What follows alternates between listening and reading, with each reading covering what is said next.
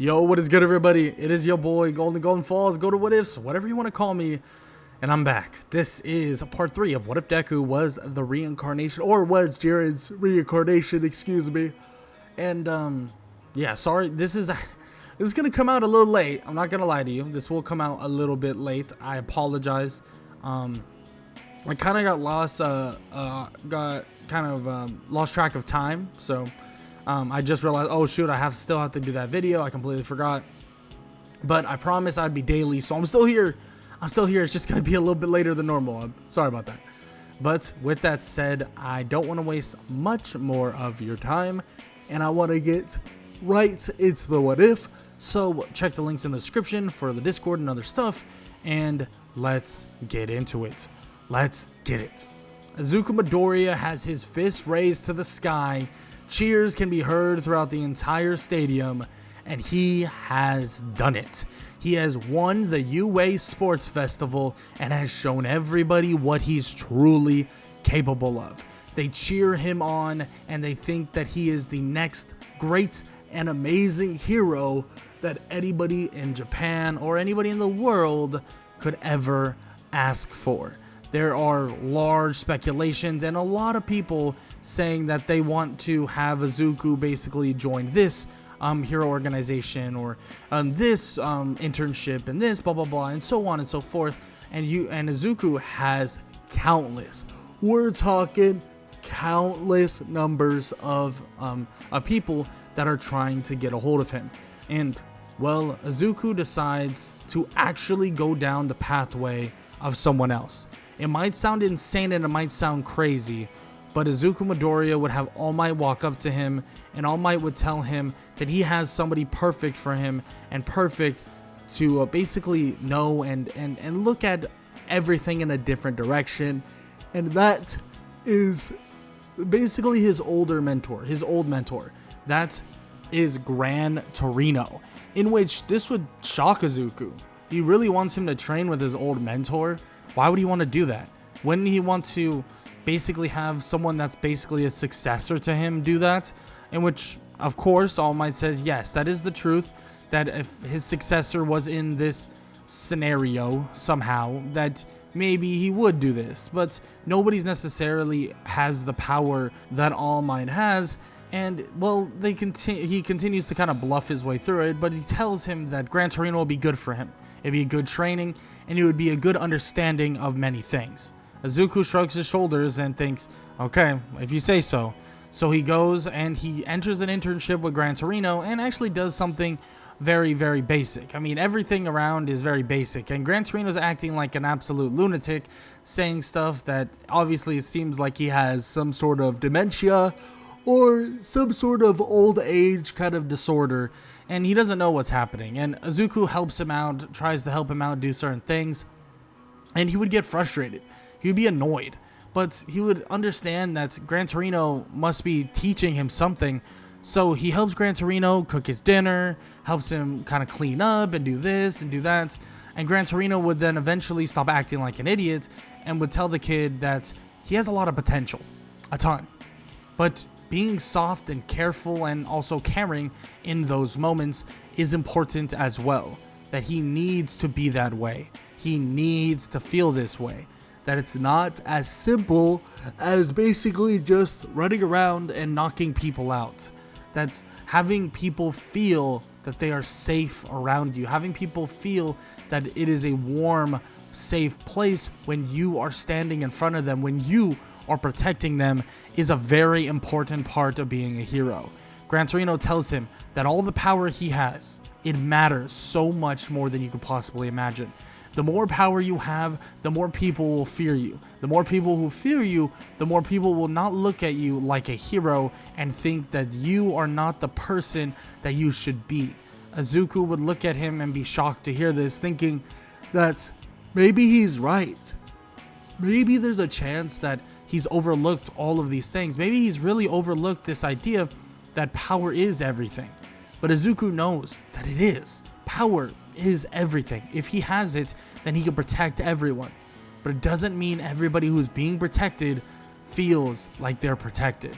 And Gran Torino makes it very clear to him that just because all of these things, all of this power he has allows him to save others, doesn't mean that he's truly saving them the best he possibly can. And he needs to understand that. And once he does, then everything will be easy. Everything will be simple, and everything will be done. Gran Torino makes it very clear to him, and after a couple days of training, Izuku would finally be able to see this. See the people that walk around, see the people that care, see the people that are soft and scared, see the people that really need help, because that's what he needs to be. He needs to be that person that can save others and make people feel protected, not feel scared that their own hero may end up putting them on collateral damage. Not make them feel as if the hero's first duty is to protect them, is to shelter them, is to cover them, and is to make sure that they are safe. And Izuku now understands this. And, well, Gran Torino decides that, you know what, he thinks it's time to go on a bit of a patrol. So they decide that they're going to patrol Hosu City. But what Gran Torino didn't know and didn't even think about what was going to happen was that Izuku would have a run-in with the hero killer himself, which is completely out of the ordinary, because this isn't something that, well, a lot of people would think would happen. But Izuku runs into him, and the reason why he does is because there's another student by the name of Tenya Ida who is on the floor with almost a sword in his back. Izuku in one foul swoop would punch the sword away and would immediately be able to kind of beat on the hero killer very easily, dismantling all the weapons that he has and eventually kicking him into a wall. The hero killer would be shocked to see this, thinking that this is insane. How the heck is he able to do that? Izuku would see another hero that is currently on the ground bleeding out. He would put Tenya and him on his back. Izuku would tell them to basically hold on tight, or at least try to, with whatever fibers of their body they still have working. And Izuku looks at the hero killer and tells him that the safety of these two matter more than the defeat of him. But if he is still here when he gets back, a fight will still ensue, and the fight and the defeat of himself in terms of the hero killer will be guaranteed, and the hero killer will be fallen immediately.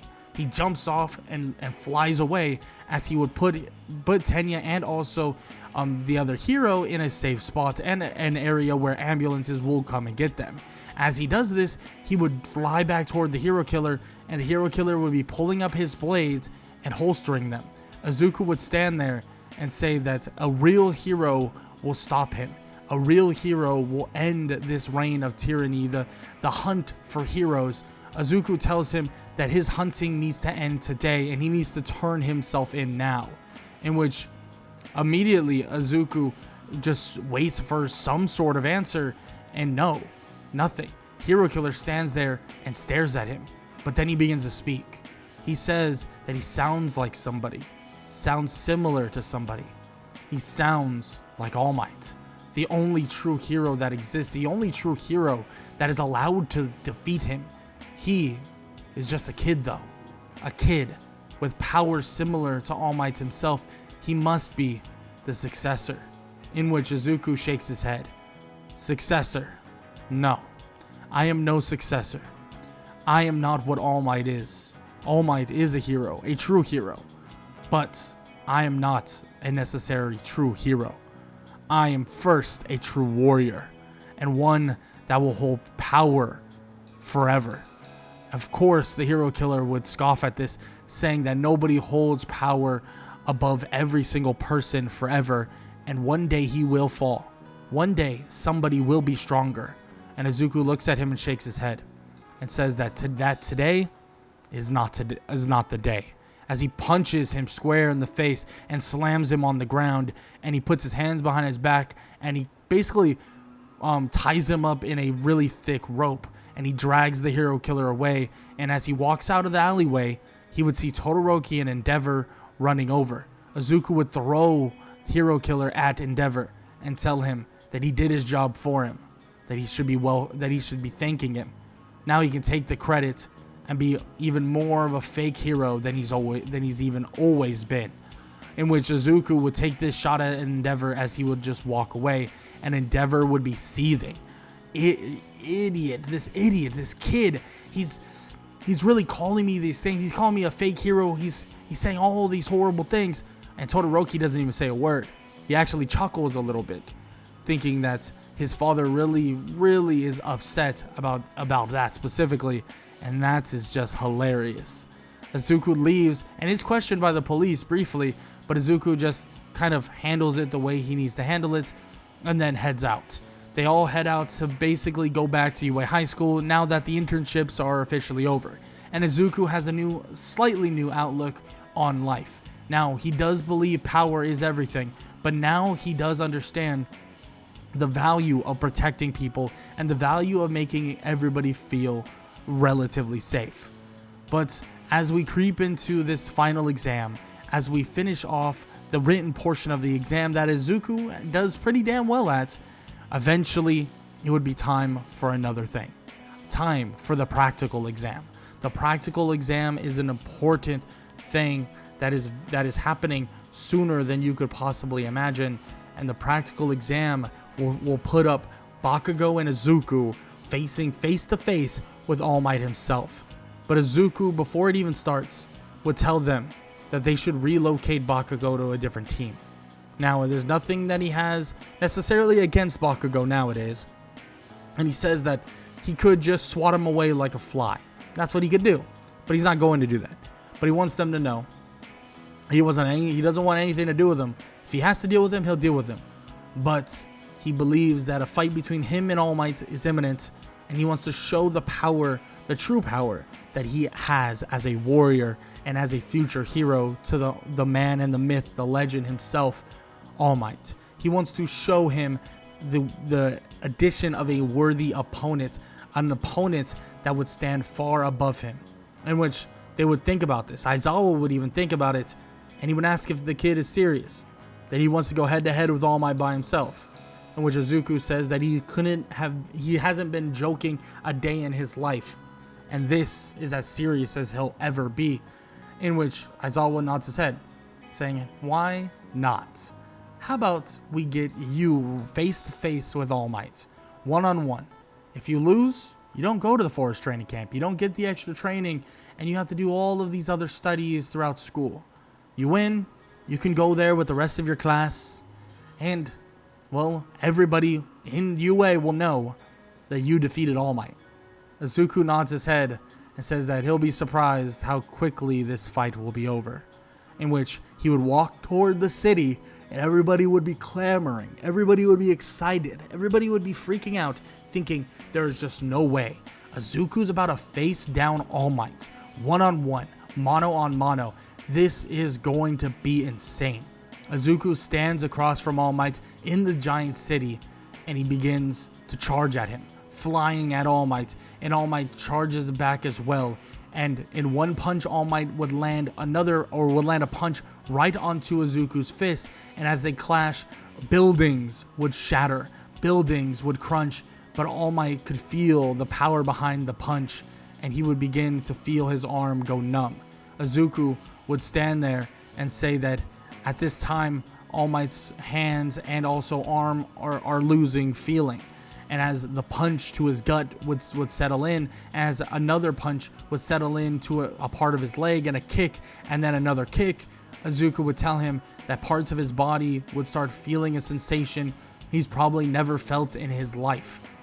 True pain, true limitation. Izuku would tell him that yes, he's an amazing fighter. He is an amazing hero, but power always comes creeping. And there's always going to be a stronger person. And it took a little bit longer than probably he expected, but now there is one. Now there is one that is stronger, and his name is Izuku Midoriya. Izuku would charge forward, about to land a punch to All Might's face, but then he would stop. He would kick All Might to the floor, and he would put the capture cuffs on him. And everybody would think this was amazing. Everybody would be chanting, Izuku Midoriya wins on a capture. Izuku helps All Might up and begins to brush him off. saying there was no point of punching him until he was down. Now, this way, All Might doesn't have to be hurt, and he doesn't have to be even more damaged than, well, he says he already is. Izuku points at his stomach and points at the injury that All Might had no clue that Izuku would even know existed. Izuku would look at him and put his hand on his shoulder, and he would bestow him a certain amount of ki. As he does this, the wound would actually heal just a little bit, and not fully or anything like that, but Izuku would tell him that that right there is the part of the power that is bestowed upon him, the power that he has as a warrior and as somebody that has been granted power beyond just a quirk. Izuku would tell him that his wound will start feeling better. A wound that happened a long time ago might not have the greatest impact when he places, kind of ki and regeneration within it, but it will help him in the short term. Will make him feel a lot closer to his prime than he's ever felt before, in which All Might says it's the truth, that he feels so much better, stronger, almost faster. He's freaking out about this, but he hugs Izuku. Izuku hugs him back and says that Gran Torino has taught him a lot. Maybe it's not as simple for him personally to look at the world the way he looks at it, but he now understands what All Might means. The value of a life is truly important. Every single one of them is truly important. And if he could just save one person in his life, then everything would be worth it. And that is an understanding that he'll now know, and now know that even one person's life is worth a lifetime. And he's going to constantly save so many that he'll be worth thousands of lifetimes.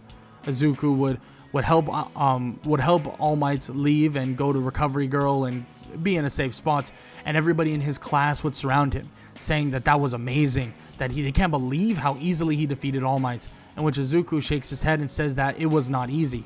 It was far from easy. All Might is impressive, a strong fighter, a strong warrior, but a stronger hero. Izuku says that All Might is just at the top of the line, but he's also walking down the top of the hill, because at the end of the day, when more and more people are born with powers and more powers, there's going to be someone stronger. Just like how he stands here today, there's always going to be someone stronger coming in the near future. Everybody settles down and everybody gets ready, finishing up their kind of assessments and stuff like that. And eventually, it's now time. Eventually, it is now time for them to go to the forest training camp. The forest training camp is an important part of this, and they go throughout the entirety of the week just training, getting stronger, getting better. And Izuku kind of continues to work on just honing his abilities, meditating, his striking, his ability to fight in general. He can't really fight with anybody, but he trains with very heavy equipment that was provided to him, luckily enough, and he trains with very heavy kind of items that would allow him to push his limits to a certain extent. He would even spar with some people, but he would have to wear massive amounts of weights to actually spar with them, at least to a fair extent. But hey man, it still works, and training is still training, and he's getting a lot of training in the meantime. Izuku would have a good time doing this. Actually have a pretty decent time doing this. Now, it wouldn't be anything too crazy, I must admit, because let's be honest, Izuku's not really not gonna have a good match against anybody, like in general. So that's just the reality of it. He won't ever have or these people will never be on the level of Izuku Midoriya. But hey, that's all right. In which Izuku obviously would just get the most he possibly can out of this training, leading up to the very end, and the very end of what they all did. And that's what would happen. The whole forest training camp would be a success, and as they would head back on their buses, they would be hearing news stations going off, news stations that were happening, and they would actually arrive back at UA, and they would hear about some stuff that is happening. They don't know exactly what it is, but it seems like the heroes have found kind of like the arrival of a lot of different Nomus. And Nomus have been attacking periodically throughout this time. and eventually there would be a large siege, Nomu after Nomu, a ton of them beginning to arrive. But not only that, All For One would show his face and call to All Might himself, saying that he has been waiting and that All Might now needs to come out and show himself, and that it will be over once and for all. And of course, All Might would see this as a test, would see this as a challenge. Izuku would be seeing this as well, and he would tell All Might that this is serious, that he needs to allow him to fight alongside him, that they can guarantee this win, they can guarantee the safety of many. But of course, All Might says no, they can't do that. He doesn't have his hero license, he's not an official hero, he needs to not do that. That's insane. They can't be liable for something that could happen. In which Izuku tells him that this is serious. This right here is a possible situation where he can be felled, he can die, and the world can lose him forever. And of course, Izuku is trying to tell him like, hey, I can help you, but All Might denies it and heads off to take on All For One. Izuku would be standing there watching a TV, watching All Might fend off Nomus, but also fend off All For One himself. And initially, All Might is actually winning. Initially, All Might is taking on All For One and even defeating the Nomus one by one, knocking or even obliterating them with a punch, or at least a punch or two. As he defeats them, and as he's about to has the feeling of defeating All For One as well, he would wind up a United States of Smash. But as he does, he would feel a rumbling headed in a direction, and a rumbling that he'll remember forever. Because this rumbling comes from Gigantomachia, and All For One sees this as his chance, sees this as his only chance to get rid of All Might and get rid of a substantial portion of what this hero world in Japan is like. Gigantomachia charges at All Might and is about to grab onto him and slam him into the ground, but as he goes to actually punch All Might, his punch would just stop. His punch would just halt, and Izuku would be standing there midair holding the punch off. Izuku in a single blow would punch the face of Gigantomachia, sending him staggering backwards. Izuku tells All Might to finish All For One now, knock him out and be done with it. As he'll handle this big oaf, he flies into Gigantomachia's face, punching, kicking, and even basically pushes him over. Izuku continues his assault, shooting ki blasts out of his hands and shooting a massive blast out of both of his hands at the same time. Izuku would tell Gigantomachia that he has no place in this world, that he has no place in hero society, and it's time for the monster to sleep. And as he says this, flames would surround his fist as if it's this aura, a red aura that begins to expand, making the pressure all around them so much more substantial, and he would fly at Gigantomachia, landing a punch to his face, and it would send him spiraling straight to the ground. And as he would land this punch, All Might would land his United States of Smash, knocking All For One to the ground and knocking him out entirely. Izuku would land on Gigantomachia, who is completely out cold, and Izuku and All Might would raise their fists to the sky at the same time. The people who are currently recording watch as both All Might and Izuku have their fists pointed to the sky, and as they see this, well, All Might would point to Izuku, saying that he is next, that he is the one that they should be hoping for and the hero that the world truly needs. And basically a one-up from All Might, someone that can basically tell everybody how good of a person or good of a hero you truly can be. That is no joke, because when he immediately gives that praise to Izuku and everybody's watching, all of Japan, well, Izuku's life would change forever, because he would head back to school after the defeat of those villains and one of the biggest wins in hero history, and everybody would be clamoring. Everybody would be looking for him. Everybody would want to talk to him. Everybody would believe that this one right here, he deserves to be a hero already. That there is no way around it. He is hero material. He is next up, and he should be the one to lead them into the next generation. But a lot of other people are saying that he's still a kid, still a young person that needs to learn a ton of things, in which Izuku would even go on a bit of a presser with Aizawa and some other people like All Might, and he would tell them that he's still a student of this craft, and still a student that has a lot to learn. And he has teachers that can teach him. It doesn't matter if they're not as strong as him. It doesn't matter if they're, not to the level he is in terms of power. He still has a lot to learn and a lot to do, and that is the reality of it. And that is the choice that he's making. And he knows that a lot of people are pushing for this, and a lot of people are pushing for him to basically be a hero already. But he says that time is a lot, that there's a lot of time out there, and they have to be patient, very patient. But for now, he'll be looking forward to getting his provisional hero license. He'll be looking forward to becoming a partial part-time hero, and he'll look forward to his climb to being the number one. And hopefully he can exceed the expectations that many of these people have, exceed the expectations that even All Might would have himself. So Izuku Midoriya sets his sights on his provisional hero license exam, as the world, and also, mostly Japan, seems to be thinking that Izuku is next up and is truly the next true savior of Japan and hero society. But there's a lot to be said and a lot to deal with in the near future, because there's still a villain organization or a villain gang that is going to need to be dealt with, and it seems like Izuku Midoriya will still be a part of it all very, very soon.